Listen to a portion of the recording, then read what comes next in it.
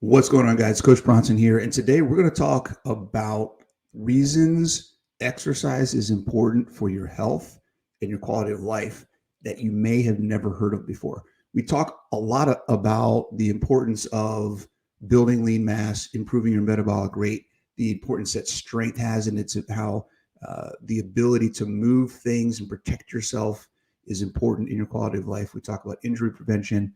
Talk about the more muscle you have, exercise resistance training can improve your muscle mass, which is going to help improve your glycogen uptake, glycogen storage, have better energy management. We talk about the importance of the 10 functional movements and how being able to move your body effectively day to day improves your quality of life. We talk about these things a lot, the importance of fitness. I think in the whole big picture of things, we have a very good understanding of why exercise needs to be part of everybody's lifestyle, right? We're not talking about fat loss. We're not talking about getting skinny. We're not talking about building a six pack and getting huge muscles. We're talking about things that we can do to improve our physical independence every single day. That is what is all about. That's what exercise and fitness is all about, right? It's not about what we do in the gym. It's about what we're able to do in our real lives. Okay.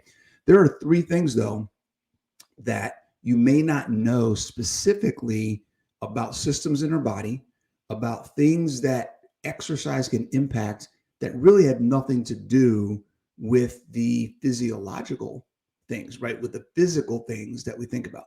A lot of the stuff we think about fitness is how does my body perform? Okay.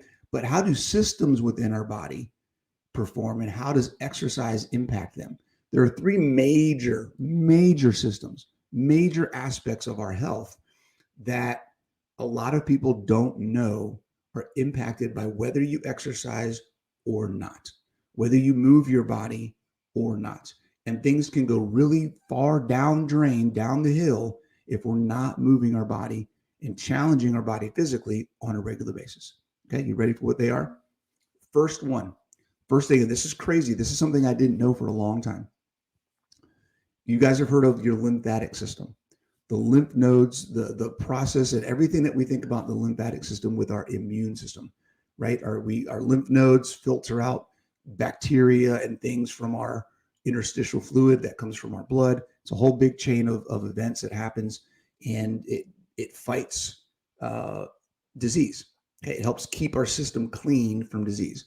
Did you also know? Because I didn't know this for a while. Did you know that the lymphatic system is the main fat transport of your body? When we talk about fat going to your liver, we eat protein, carbs, and fat.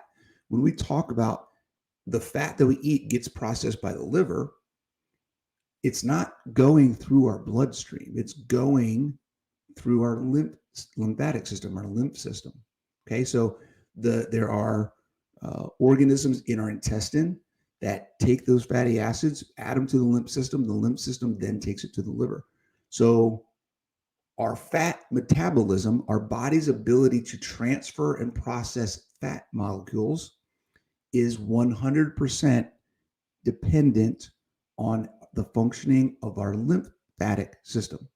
If our lymph system is not working well, then our fat metabolism is going to be poor. This is huge, guys. This is huge. Okay. So keeping that clean, obviously not doing things that inflame it, not doing things that are going to mess it up. But here's the biggest thing. Here's the biggest kicker to the whole system. Your lymphatic system does not have a pump. Our our vascular system, our blood is controlled and pumped. It's a closed system and it's managed by pressure and pumping from the heart, right? Our heart pumps, blood goes all through our body. The lymph system is an open system. It does not have a pump. Guess what provides the pumping action to and the mobility of the fluid through the lymphatic system? Take a wild guess. Okay. Movement. Moving your body provides the pump action in order for your lymphatic system to do what it needs to do. If you are not moving your body regularly, your lymphatic system is dysfunctioning. That means your immune system is dysfunctioning. That means your fat transport and fat metabolism is dysfunctioning. If you're wondering why it's hard for you to lose body fat and why it's hard for your body to move fat around, it's very possible that you have lymphatic system dysfunction and you need to start moving to get it working better. It's a huge thing to understand, a huge thing to understand. Your lymphatic system doesn't have a pump. It requires movement. And I'm not talking about walking. I'm talking about full body active movement because the lymphatic system is a head to toe thing. Okay, just walking isn't going to do it. We're talking about moving all of your body as much as possible to get a maximum amount of pump and movement through the system. Okay, so that's number one. Your lymphatic system needs movement to function properly. Okay, there's going to be a bunch of studies and articles that I'm putting in the description here to explain a lot of this stuff. So feel free to take a look at the description. There's a bunch, about like 8 or 9 different studies and things talking about the 3 things we're going to talk about in here. So feel free to dig into that stuff. It's fascinating. It's absolutely fascinating. Okay. You need your lymphatic system to function in order to detoxify, have a good immune system, and transport fat to your liver. Okay. That's number one. Number two, the second thing a lot of people don't know about, digestion can be affected by exercise. Okay, when we exercise, and this isn't the single mechanism, but this is a big part of it. When we exercise, you've heard me talk before about parasympathetic and sympathetic nervous system. When we are in a sympathetic nervous system, when we start activating that fight or flight response, okay, our body shuts down digestion. It's like, hey, well, I've got to take this energy. I'm not going to worry about digesting food right now. We're going to shuttle that energy and shuttle that focus to fight or flight, activating muscles, pumping up the blood, activating the brain, doing all these different things in order to be able to move and survive and be active, okay, physically active. When we do that, we shut that down.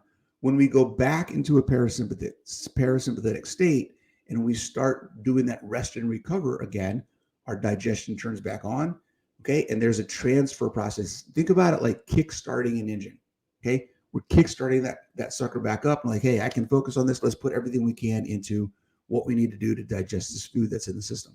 Okay, that's part of that. Okay, I don't want to get too much into everything, but there have been a bunch of studies. Again, this is all listed in the description. Okay, 4 things that have been shown to be affected or improved directly by exercising. Exercising. Okay, reduced risk of colon cancer. Okay, improved IBS, relief of constipation, and an improved gut biome diversity. Okay. All 4 of those things have been shown to be improved by exercise. Exercise we've talked about this. You may have heard me talk about this before. Exercise has an impact on our physiology and it has an impact on our neurology. That's actually the third thing we're going to talk about. It also has an impact, a smaller impact on our biology. This is one of those things. The physical activity that we do causes our body to respond and systems to activate that help us perform better. Okay. We're telling our body we need to do more work. We're telling our body we want it to perform. It has to change on the biology side of things in order to make that performance possible. Right. That's basically what we're talking about. So that's the second thing. The third thing we're going to talk about, and this is crazy, guys, brain health. We know, like I said, that fitness has an impact on neurology. The aspects of fitness that are neurological in nature, right? Accuracy and movement, coordination, balance, and agility. Okay, speed and power are have an overlap in the neurological function. Okay, they take practice. We have to train our brain how to do those things. We have to train our brain how to move properly. We have to practice balance. It doesn't matter how strong you are. That's physiological. Balance is neurological. So we can be super strong and still not have any balance because we haven't trained our brain in that aspect of fitness. Okay, so there are things in our body that are physiological and neurological that fitness can affect. On the neurological side, there's a molecule called BDNF, brain-derived neurotrophic factor, that has a direct impact on neuroplasticity. That's our brain's ability to learn and connect information, and neurogenesis. Okay, that is our body's ability to create neurons. That affects cognition and memory. When we exercise, brain-derived neurotrophic factor increases in different parts of the brain. The more we have of it, the better we can learn, the better our cognition, the better our clarity, the better our brain works. So not only are we doing activities that help create those pathways and habits and information loops of movement so that we get better at moving, we learn things, right? We're making our ability to learn and our ability to remember and our ability to understand and feel those connections better. Okay. Couple things to think about. Okay.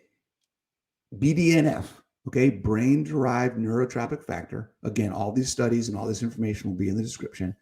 BDNF is evidenced in decrease as a potential cause or factor in Alzheimer's, Parkinson's, and Huntington's disease. Okay. We know that BDNF decreases as people get older. We know that neurogenesis decreases as people get older. We know that neuroplasticity decreases as people get older. So anything that we can do to increase and maintain good levels of BDNF while also training the pathways through physical activity is going to improve cognition, memory, and learning the older people get, and could have an impact because guess what we're talking about? We're talking about brain metabolism. So if you're familiar with Dr. Palmer's book, Brain Energy, where his hypothesis is that all brain disorders, all mental disorders, okay, are brain metabolic in nature and not something else. This is a good portion, a good segment of how that all fits in. Exercise is a key factor in brain health. We cannot overlook the impact that it has. And it's more than just the serotonin, dopamine, and all the other things and the self-confidence that we get from exercise and the things we talk about often. It's literally a molecule in the brain that is increased, that directly improves our brain's function when we exercise. All right. So these are three things, guys, I want you to think about. It's not something anybody talks about. It's not something that I've ever really heard people talk about. It's a little bit more sciencey. It's a little bit of a different take on the importance of exercise, but I want you to understand that exercise overlaps every single aspect of your body's function, and that means it overlaps every single aspect of your quality of life. Exercise is not negotiable. It has to be part of what you're doing. Okay. If you want to have good brain health, if you want to fix your digestion, if you want to make sure that your immune system and your metabolism are functioning absolutely properly, you need exercise in your life. All right.